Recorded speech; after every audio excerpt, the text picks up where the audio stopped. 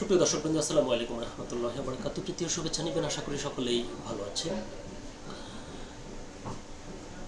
ইরানে মার্কিন যুক্তরাষ্ট্র এবং ইসরায়েল যেই যুদ্ধ শুরু করেছে, সেই যুদ্ধে উল্লেখযোগ্য সাফল্য নেই এই অর্থে, এই যুদ্ধে যে পরিমাণ অর্থ মার্কিন যুক্তরাষ্ট্রের খরচ হচ্ছে তার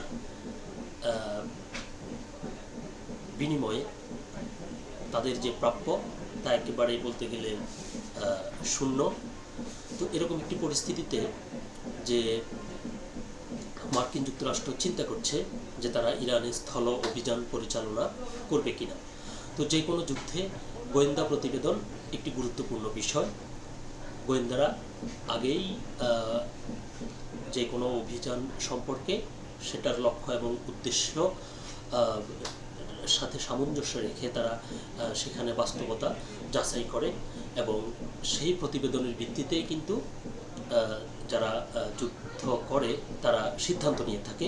তো এরকম একটি মার্কিন যুক্তরাষ্ট্রের গোয়েন্দা প্রতিবেদন হাতে এসেছে এবং মার্কিন যুক্তরাষ্ট্রের একটি সংবাদ মাধ্যমে প্রকাশিত হয়েছে যে ইরানে যদি মার্কিন বাহিনী হামলা চালায় তাহলে সেখানে সরকার পতনের যে সম্ভাবনা তা একেবারেই খুবই কম।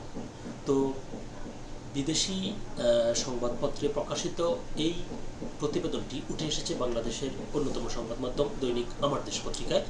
চলুন দেখি সেখানে বিস্তারিত কি লিখেছে। মার্কিন গোয়েন্দা সংস্থার প্রতিবেদন, যুক্তরাষ্ট্র স্থল হামলা করলেও ইরানের সরকার পতন অসম্ভাব্য, অর্থাৎ সম্ভাবনা খুবই কম। যুক্তরাষ্ট্রের নেতৃত্বে বড় ধরনের স্থল সামরিক অভিযান চালানো হলেও ইরানের বর্তমান সরকারকে ক্ষমতাচ্যুত করা সম্ভব নাও হতে পারে, এমন আশঙ্কা প্রকাশ করা হয়েছে একটি মার্কিন গোয়েন্দা প্রতিবেদনে।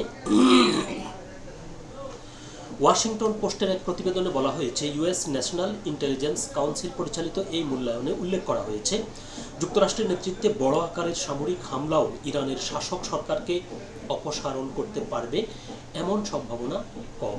প্রতিবেদনটিতে আরও বলা হয়, যুদ্ধ 4 থেকে 6 সপ্তাহের মধ্যে শেষ হতে পারে। ট্রাম্প প্রশাসনের দেওয়া এমন পূর্বাভাসের বিষয়েও সন্দেহ প্রকাশ করা হয়েছে। অর্থাৎ ট্রাম্প যুদ্ধ শুরু হওয়ার পর যেটি বলেছেন যে 4 থেকে 6 সপ্তাহ, 4 সপ্তাহ মানে 1 মাস, 6 সপ্তাহ মানে 1.5 মাস, 1 থেকে 1.5 মাসের মধ্যে তিনি যুদ্ধ শেষ হওয়ার যে সম্ভাব্য তারিখ উল্লেখ করেছেন মার্কিন এই গোয়েন্দা প্রতিবেদনে, সেটিও নাকচ করে দেওয়া হয়েছে। খবরে বলা হয়, যুক্তরাষ্ট্র ও ইসরায়েল যৌথভাবে 28 ফেব্রুয়ারি হামলা শুরু করার 1 সপ্তাহের মধ্যেই এই গোয়েন্দা প্রতিবেদনটি প্রস্তুত করা হয়। ওই হামলার প্রথম দিনে ইরানের সর্বোচ্চ নেতা আয়াতুল্লাহ আল খামিনি নিহত হন বলে প্রতিবেদনে উল্লেখ করা হয়েছে। এছাড়া প্রতিবেদনে বলা হয়েছে, ইরানের বিভক্ত বিরোধী শক্তিগুলো ক্ষমতা দখল করতে পারবে এমন সম্ভাবনাও খুব কম। সূত্রগুলোর মতে গোয়েন্দা প্রতিবেদনে এই সম্ভাবনাকে অসম্ভাব্য বলে উল্লেখ করা হয়েছে। তো এখন এই গোয়েন্দা প্রতিবেদনকে ডিনাই করে মার্কিন প্রেসিডেন্ট ডোনাল্ড ট্রাম্প স্থল অভিযান পরিচালনা করেন কিনা সেটি দেখার বিষয়। যদিও প্রথম দিকে যখন ইরানে হামলা শুরু হয়েছিল তখন তিনি ইরানের সাধারণ জনগণের প্রতি আহ্বান জানিয়েছিলেন রাস্তায় নেমে আসার জন্য। তো ইরানের সাধারণ জনগণ রাস্তায় নেমে এসেছিল, কিন্তু মার্কিন প্রেসিডেন্ট ডোনাল্ড ট্রাম্পের আহ্বানে সাড়া দিয়ে নয়, বরং তারা যে ইরানের নেতা আয়াতুল্লাহ আল খামিনিকে হত্যা করেছেন সেই হত্যার প্রতিবাদ এবং মার্কিন যুক্তরাষ্ট্রের প্রতি ধিক্কার জানাতে। তো এখন এই প্রতিবেদনের উপর ভিত্তি করে মার্কিন যুক্তরাষ্ট্র কী করে সামনের দিনগুলোতে সেটাই দেখার বিষয়। সকলে ভালো থাকবেন, সুস্থ থাকবেন, আল্লাহ হাফেজ।